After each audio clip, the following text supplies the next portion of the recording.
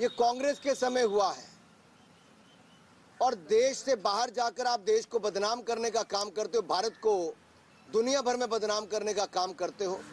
राहुल जी, आपको तुरंत वापस आकर सदन में, जहां देश से माफी मांगनी चाहिए, सांसदों से, संसद से माफी मांगनी चाहिए, वहीं पर देश की सीमा पर सैनिकों से माफी मांगनी चाहिए, देश की महिलाओं से, मजदूरों से माफी मांगनी चाहिए, देश के उस गरीब मजदूर से जो अपनी खून पसीना बहाकर देश को सींचता है, आगे बढ़ाता है, जिसके चरण धोकर मोदी जी उनका सम्मान करते हैं,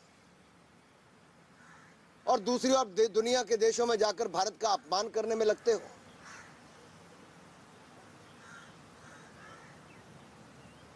करप्शन एक आर्ट, या आर्ट से करप्शन कैसे हो, ये आर्ट भी कांग्रेस और गांधी परिवार से सीखनी चाहिए।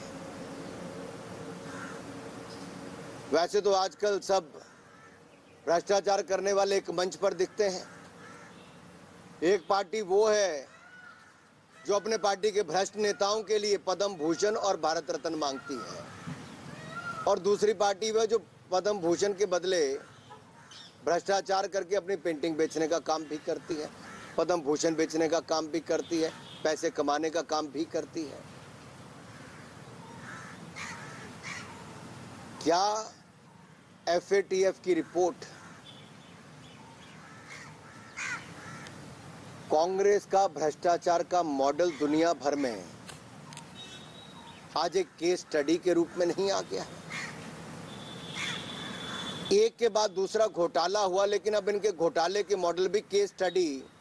टेरर फंडिंग वाली संस्थाएं जो इन्वेस्टिगेशन करती है, अपना रिसर्च करती है, वो भी कांग्रेस और गांधी परिवार के भ्रष्टाचार के मॉडल पर केस स्टडी कर रही है। अरे, आपके भ्रष्टाचार की चर्चा दुनिया भर में है, और आप दुनिया भर के देशों में जाकर भारत को बदनाम करने का काम करते हो। वापस आइए और देश से माफी मांगिए। समय आ गया है माफी मांगने का। आप में से किसी का कोई प्रश्न? सर, FATF की रिपोर्ट आई है, अब जो उन्होंने केस स्टडी के तौर पर से लिया, इस तरह का अपने आप में कहा तो अनोखा मामला है कि जो पद्म सम्मान को आर्ट से जोड़कर और घूस देने का एक तरह से किकबैक की बात कही गई इसमें। देखिए, इसलिए मैंने कहा आर्ट से करप्शन कैसे हो, करप्शन की आर्ट कैसी हो, ये आर्ट भी इनमें कांग्रेस में ही नजर आती है कि जिन्होंने बेचने के लिए कुछ नहीं छोड़ा, भ्रष्टाचार का जहां पर मौका मिला वहां पर भ्रष्टाचार करने का काम किया है और देश को बदनाम करने का काम किया है।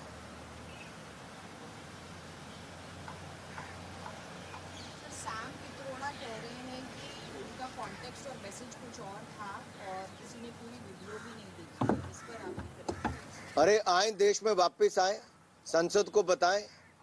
सैम पित्रोदा तो सांसद नहीं है, लेकिन राहुल गांधी जी सांसद हैं, आकर जवाब दें। क्या आज भी संसद नहीं चल पाएगी हंगामे के कारण? क्योंकि विपक्ष कह रहे हैं सरकार का जिम्मा है संसद को चलाना, सरकारी जो है वेल में आके हंगामा कर। सरकार का जिम्मा देश को आगे बढ़ाना है, जो मोदी जी के नेतृत्व में बढ़ रहा है। सरकार की जिम्मेदारी भारत के 140 करोड़ लोगों के प्रति है, जो हम निभा रहे हैं। लेकिन विपक्ष की जिम्मेदारी ये नहीं कि देश को बदनाम करने का काम विदेशी धरती पर किया जाए।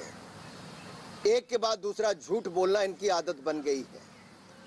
जहां देश आगे बढ़ रहा है, देश के नेतृत्व को दुनिया स्वीकार कर रही है, वहीं पर अपने झूठ के प्रोपेगेंडा के कारण ये देश के खिलाफ एक मुहिम चला रहे हैं। और ये कैम्ब्रिज क्राइस अब ये रोना धोना बंद करे और देश से माफी मांगे।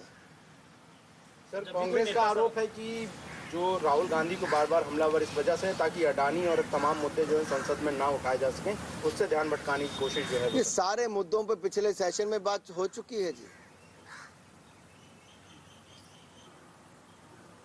सर, राहुल गांधी पे ये भी आरोप लगते हैं कि संसद में जब वो कोई मुद्दा उठाते हैं तो एक नेता का तकाजा है कि वो सुने और अगला जब उसका जवाब आए या फिर कोई अगर वक्तव्य देते हैं तो कुछ देर संसद में बैठे क्या जवाब हो रहा है या क्या, लेकिन वो अक्सर उठकर चले जाते हैं। और अटेंडेंस के मामले में तो एवरेज सांसद से भी कम अटेंडेंस। देखिए, संसद में कोई बैठेगा तो समझ पाएगा और सुन पाएगा। जिनके सुनने की क्षमता ही ना हो, जिनको केवल सुनाने की आदत हो, जो चांदी के चम्मच के साथ पले बड़े हों, वो उनको कहाँ आदत है दूसरों की सुनने की? उनको तो सुनाने की आदत है। मैंने इसलिए कहा कैम्ब्रिज क्राइस और लंदन लाइज को छोड़कर अब देश की क्षमा यात्रा निकालें, माफ़ी मांगे, संसद में माफ़ी मांगे। धन्यवाद। कुछ और है?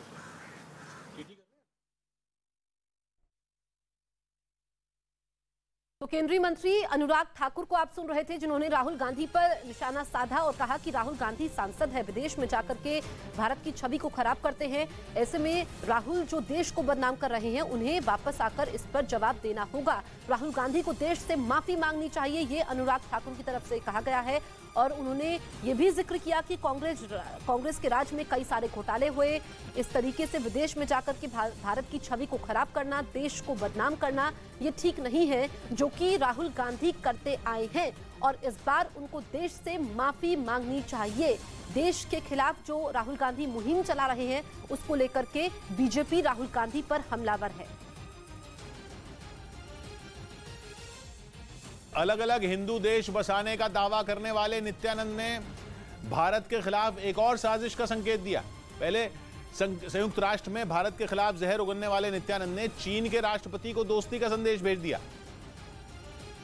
और यह संकेत दिया कि वो भारत के दुश्मनों के साथ कोई नई साजिश करने की कोशिश में। शी जिनपिंग के तीसरी बार राष्ट्रपति बनने पर नित्यानंद ने उसे बधाई दी और चीन के लोगों की खुशहाली की कामना भी कर दी। रेप के आरोपी भगोड़े नित्यानंद ने एक टापू खरीदकर उसे कैलासा नाम का देश बताया। भगोड़े नित्यानंद ने संयुक्त राष्ट्र में भी भारत के खिलाफ जहर उगला था। हालांकि उसके देश को अब तक संयुक्त राष्ट्र से अलग मान्यता नहीं मिली। माना जा रहा है कि भारत में उस पर लगे आरोप उसके रास्ते का सबसे बड़ा रोड़ा है, इसीलिए वो भारत के खिलाफ साजिश बनाने में जुटा है और इस बार चीन के साथ मिलकर कुछ बड़ा प्लान कर रहा है। उधर ब्राजील के मनाउस शहर में लगातार हो रही बारिश और पहाड़ खिसकने की घटना से भारी तबाही मच गई। आसमान से बरसी इस आफत की वजह से 8 लोगों को अपनी जान गंवानी पड़ी, जबकि कई घायल हो गए। और भारी बारिश की वजह से मानौस के कई इलाकों में बाढ़ जैसे हालात बन गए। चारों तरफ पानी भर गया, जिसमें शहर की सभी सड़कें डूब गईं। बाहर खड़ी गाड़ियां भी पानी में फंसी नजर आईं। उधर लगातार हो रही बारिश से पहाड़ खिसकने की भी घटना सामने आई, जिससे सैकड़ों मकान उसकी चपेट में आ गए। इसके बाद अलग अलग इलाकों में बड़े पैमाने पर राहत और बचाव का अभियान शुरू किया गया, जिसके तहत मलबे में तब्दील हो चुके मकानों को हटाकर उसके नीचे दबे लोगों को बाहर निकाला गया। इसके साथ ही रेस्क्यू टीम ने एहतियातन कई इलाके खाली करा लिए और वहां से लोगों को निकालकर उन्हें सुरक्षित जगहों पर पहुंचा दिया। गुजरात के गिर सोमनाथ जिले में शराब माफिया ने पुलिस वालों पर हमला कर दिया। बताया गया कि पुलिस की एक टीम वहां छापेमारी के लिए पहुंची, लेकिन आरोप है कि इसी दौरान शराब माफिया ने उन पर हमला कर दिया, जिसमें एक पुलिसकर्मी घायल हो गया। बाद में उसे अस्पताल ले जाया गया, जहां डॉक्टरों ने मामूली इलाज के बाद उस घायल पुलिसकर्मी को छुट्टी दे दी। उधर ईरान में सरकार के खिलाफ प्रदर्शनों में शामिल रहने वाले करीब 22,000 लोगों को माफी दे दी गई। इन लोगों को अशांति फैलाने और सरकार का विरोध करने के आरोप में गिरफ्तार किया गया था, जिन्हें अब ईरान की कोर्ट से बड़ी राहत मिल गई है। ईरान में हिजाब के खिलाफ पिछले कई महीनों से प्रदर्शन हो रहे हैं, लेकिन पिछले साल वहाँ हिजाब आंदोलन की आग तब और भड़क गई जब 22 साल की महसा अमीनी की पुलिस हिरासत में मौत हो गई थी, जिसके बाद तो ईरान जल उठा। वहाँ के कई शहरों में जोरदार प्रदर्शन हुए। सड़कों और मेट्रो स्टेशनों पर बड़ी संख्या में जुटे प्रदर्शनकारियों ने हंगामा किया था। कई जगहों पर आगजनी भी हुई थी और इन्हीं घटनाओं के आरोप में वहाँ की पुलिस ने हजारों प्रदर्शनकारियों को गिरफ्तार कर उन्हें जेल में बंद कर दिया था। दक्षिण चीन सागर में फिलीपींस के एक विमान के घुसने से